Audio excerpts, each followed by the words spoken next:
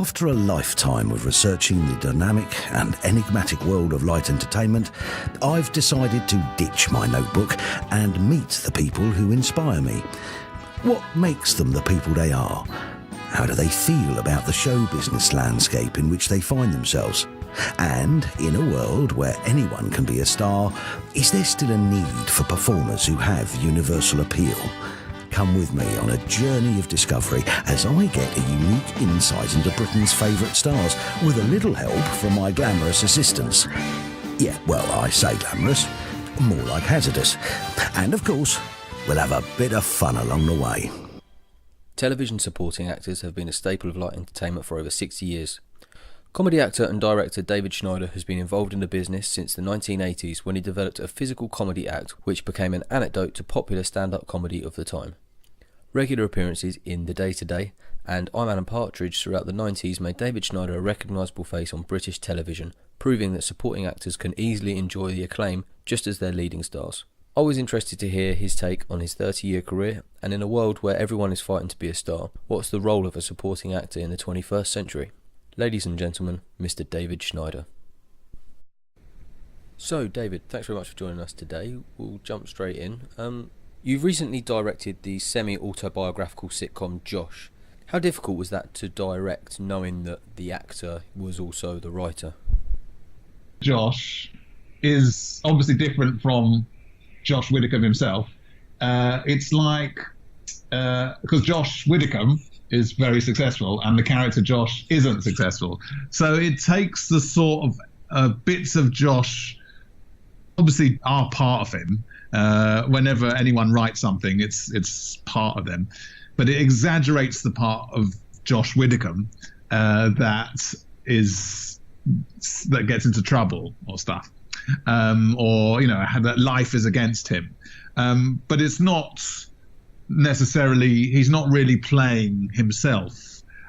He's thinking of situations maybe that he's never been in, or it's very fictionalized.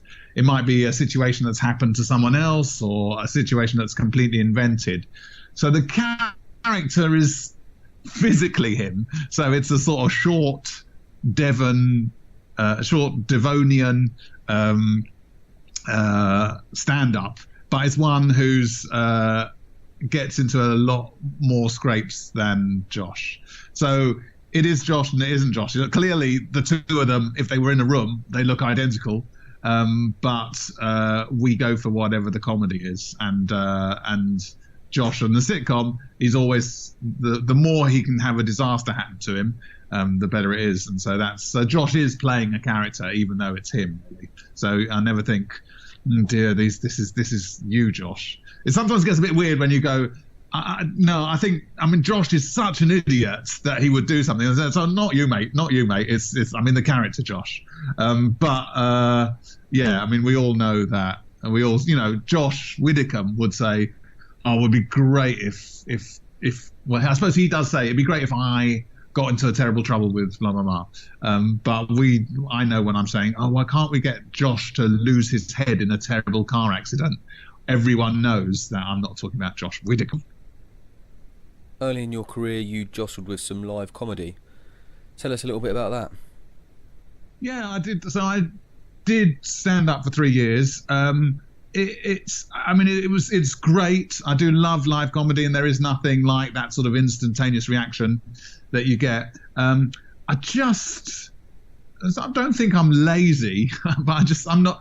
I get tired. I get tired at night. I don't like the late nights. I don't like the traveling.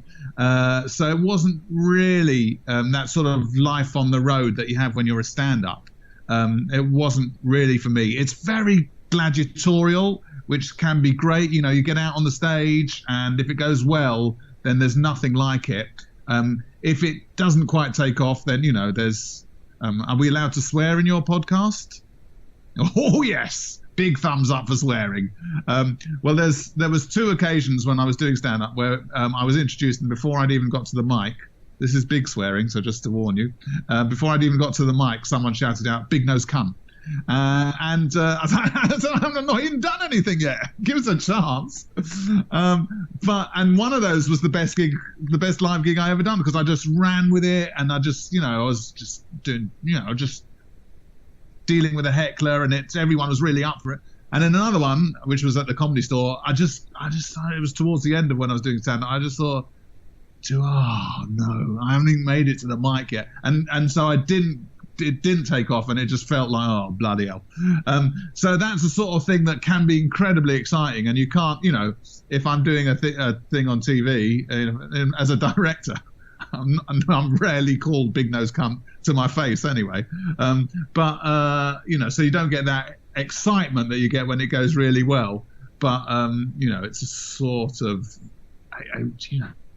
some people just love the stand-up, and it's all right, but I didn't. It wasn't going to be for me forever. In 1991, you appeared in Armando Iannucci's influential Radio 4 spoof, On the Hour, which later became The Day Today. How do you think this show used the medium of radio to its full potential? Yeah. Cool, yeah. I was in the pilot of On the Hour and then went on to On the Hour. And I think what's brilliant about Armando is that he takes a medium and then he shakes it up. And that's the brilliant thing, was that the realism of it. So we would get complaints from listeners who thought it was real.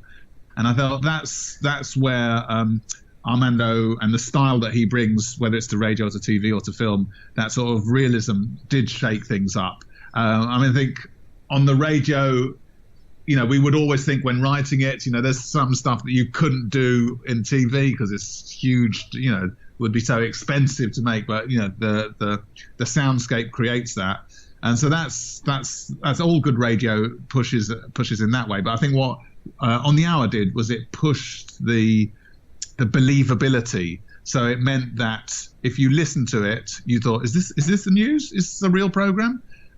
Same with Partridge, like Knowing Me, Knowing You. When we first did that on the radio, I don't know if you know, there was there's an episode where Partridge ends up hitting a kid, and we got loads of letters in from Radio 4 listeners furious that this man was still broadcasting the next week, and why wasn't he taken off the air because he hit a kid?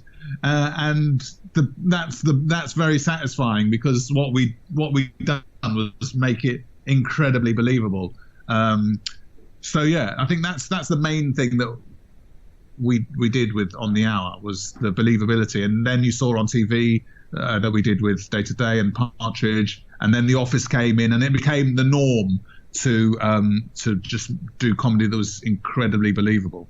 None of this sort of winking at the camera that you had before there. Why do you think Chris Morris's work always has that ability to ignite a reaction from his audience? So the brilliant thing about Chris Morris, and Armando as well, I think, but Chris is very, very rigorous and brutal and honest, and cannot bear hypocrisy or any sense of smugness that isn't earned. And so he just knows how to go for the throat. And once he feels that he's on the right side of something, he will go to the nth degree. And I think that's why he's so brilliant and so extreme, and why his comedy is so great. I mean, if you look at the paedophile special, I don't think anyone else would have been brave enough to do that. But Chris goes, right, this is where I stand on this matter, and I'm now going to just, my metaphor's going to crash. I'm now going to run as far as I can from where I stand. Yeah, my metaphor did crash, but it's like he's just absolutely ruthless about pursuing what he wants to do comedically, and I think that's why he gets that reaction. He has no fear. I mean, you look at him, whether it's interviewing a celebrity and getting them to say certain things, or whether it's like going and standing in Brixton and buying drugs with stupid names, Clarky Cat or whatever, Shatner's Bassoon, whatever it was. Although Shatner's Bassoon wasn't that. Anyway, some expert geeky person will tell you what the day-to-day stuff was. But whatever he's like, whatever he is, whatever he does, he's ruthlessly goes, as the football managers would say, 110%. And I think that's what makes him so special. You appeared as Tony Hayers in the infamous I'm Alan Partridge scene, which ultimately results in Alan thrusting cheese in your face. Tell us a little about the process of creating a hilarious scene such as this. Yeah, okay. So the Smell My Cheese scene, obviously very famous, iconic. I've actually myself, which feels a bit self-indulgent, posted memes from that scene, like the Partridge Shrug, great scene. And then we put together like how everything else was put together in the stuff we did, which improv, then write a rough sort of shape of it. Then we go and improv it again, write it up a bit more, look at what we've written up, improv again. And so it's constantly improvised. So there would be, even when we're filming it, there'd be an element of improvisation. But when you look at the sort of Monkey Tennis, the list of all the shows, they would have been written. So there's an element where, to keep it feeling real, you can improvise. I mean, I remember at the time when he put the cheese in my face, and then the waiter, I don't think it made it in the final cut, but the waiter sort of holds him back. And Partridge, Steve, improvised All Right, Rambo, which is such a Partridge, it's a terrible film from the 1990s, 1980s, whatever. It's a very Partridgey thing that wasn't in the script, but it's just felt right. And so there's always that freedom to improvise, but at the same time, there'd be those sort of pegs where you knew that there was some scripted stuff. So like all the Chaz and Dave, what is it, the arm wrestling with Chaz and Dave or whatever it is, Inner City Sumo, some of them were pre-scripted. You played Daniel in the play The 11th Commandment. Was that based on the Jeffrey Archer novel? And did you ever have any reservations when you were fulfilling the role? Yeah, so The 11th Commandment wasn't based on the Jeffrey Archer novel. It was a play that I wrote myself, and yeah, it was all me. Jeffrey Archer, I don't know whether he's claiming ownership, but I will, he'll have to go through the courts, and I'm confident that I will win. So it was all me at the Hampstead Theatre. It was a good show. I did write the scene where I'm in bed with this girl, and my mother, I hasten to add, not my real mother, appears in bed, because I got these sort of Woody Allen type complexes. So that was a strange thing, to write yourself a sex scene and then to have your mother appear in it. So I admit that that's unusual. I'm not sure even Jeffrey Archer would have imagined that. Yeah, it was good. I was proud of that. Yeah. Since the dawn of television comedy, writers and directors have surrounded themselves with like-minded actors who they trust, in turn creating a sort of in-house stock company. Steve Coogan and Armando Iannucci did a similar thing with The Day Today, and I'm Alan Partridge. As an actor, what's the benefit of being involved in a group like this? Yeah, it's great question. So there's nothing to replace that feeling of when you're with pals, with friends, and you throw ideas about, and there's a sense of you know each other, and even if something's shit, it won't matter because you all trust each other. And that's what the best sort of sketch group, in any field, that's what works best. That's like, now, I've got this social media company, which is where I'm speaking to you from now. And we try and apply the same thing where we all get on really well. I try and make sure that the environment is great, because if everyone's getting on well, then they feel really creative, and no one feels, oh my God, I've had the worst idea ever. So yeah, it was fantastic, that sort of thing where, we all knew each other well. We worked together a lot. We knew what our strengths and weaknesses were. And I remember, because at that time we did a thing called Friday Night Armistice, which was a satire show presented by Armando, me, and Pete Bainham, who were all good friends, produced by a really good friend of ours, Sarah Smith, as well. And we had a concept where we said, nobody said no. It's like as if you're with your mates and you say, let's go and get a 20-foot statue of Michael Jackson that bends over and the sun shines out of his arse. And then no one said no to us. And we got it. And it's like you're with your mates and you sort of forget that it's all about TV. You're just having a laugh, and it just happens to be for a TV show. And that's, I think, where the best sort of TV happens. And that's certainly what that group was like. Very lucky. And also, I was very privileged to be with such brilliant people. There was at least 2 occasions when we were improvising things with The Day Today where I lost pretty much, to a certain degree, control of my bladder with laughter. And some of that didn't go out. It didn't go out. There was 6, 7, 8 of us in the room who saw a thing that just. I mean, I'm thinking, for instance, of Steve Coogan in the swimming pool in the day-to-day, the swimming pool supervisor, caretaker, whatever it is. And when he did that first improvise, that it was about half an hour long, and he went through all the years. I mean, there's only a few of the years when said, I think what was it in 1987, no one died, and he goes on and lists them all. And in the actual improv session, he just went through every year, and it was just terrifyingly funny. And yeah, so it's a privilege to have been part of been in a bunch of people who are so good and so funny. So you starred alongside Jim Broadbent, Claire Skinner and Beverly Callard for the mid-90s series The Peter Principle. Where do you stand on the purpose of the studio sitcom in the 21st century? Yeah, well, these are good questions. I suppose there was a sort of era where, and we were slightly, with I'm Alan Partridge, we were on the cusp, because I'm Alan Partridge is very real, but it does have a laughter track. It was filmed in front of a studio audience. Armando did this thing where he had a fourth wall. So normally when you film in front of a studio audience, as you can see on like Mrs. Brown's Boys, there's like 3 walls and then there's the audience. And Armando had a fourth wall that lowered down so the audience couldn't see us. They just had to look at their TV screens to try and get that sense of reality. And I think there was a period where it was all about realism and where people just turned their backs on studio sitcoms. And there's certainly true, and I think what Armando was doing by having that fourth wall was to stop us listening to the laughter in the studio, which makes it unreal, because then you put in pauses that aren't like in reality. And so when you're doing realism, studio laughter can spoil it. But I think, if you look at, the IT crowd, and there are certainly, some of the great American sitcoms, Frasier and Seinfeld, they are... they work with the studio audience, so a studio audience can help give you a sense of pacing.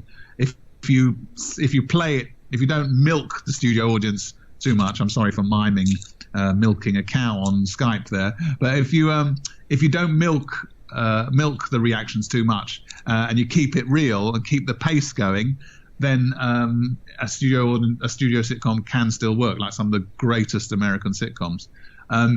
So now, I'm sort of interested again in whether, I just recorded a little bit for a pilot for Radio 4 about Twitter and social media. That was the tweet went out this week, available at an iPlayer near you now. But if you listen to it, you'll hear that I couldn't record on the night, so I pre-recorded mine, and the pacing of it is very pacey.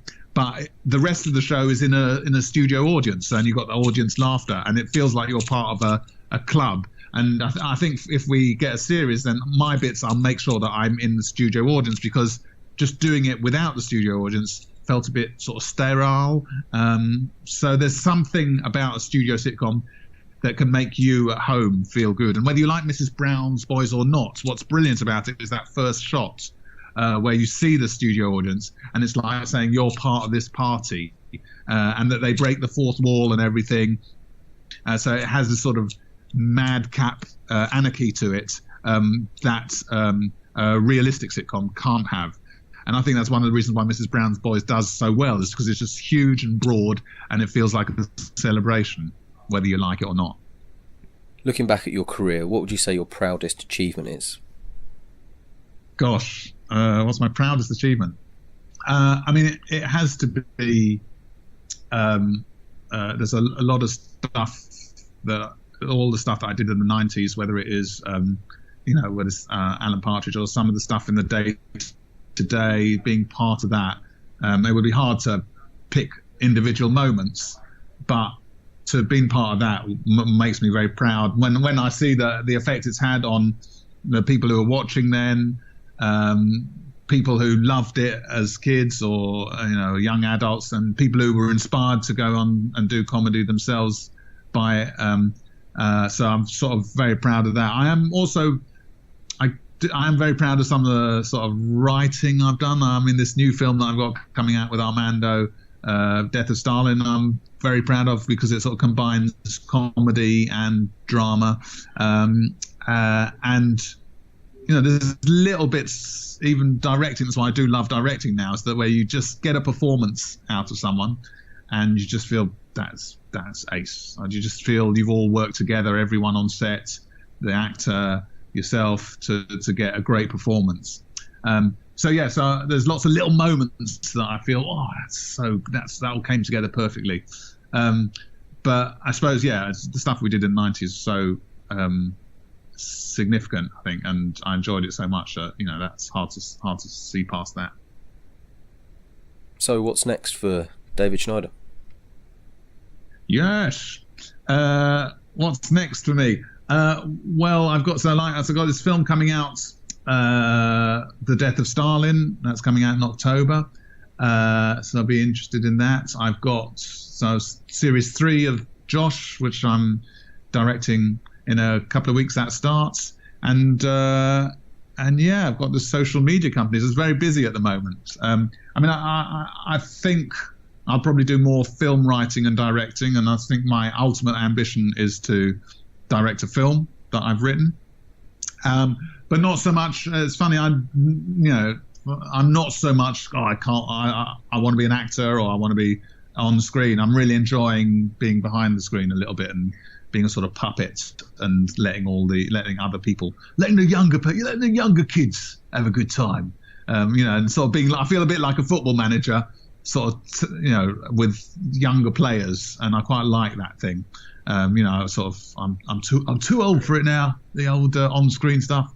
Comedy is very, comedy moves on quickly. That's why I love doing Josh, the sitcom, because there's this group of friends. Josh, Ellis, and Beatty, who are the leads, are really good friends, and it reminds me a lot of how I was with, the day-to-day. This generation who are just improvising, having fun, working together.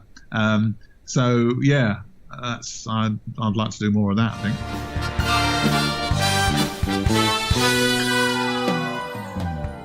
A big thank you to our guest for being the subject of another Beyond the Title interview. If you like this, why not browse the website and see if there's anything else that takes your fancy. Don't forget to like our Facebook page to receive updates of forthcoming interviews and to see more information about me and what I do. Thanks again, and hopefully see you next time for another Beyond the Title interview.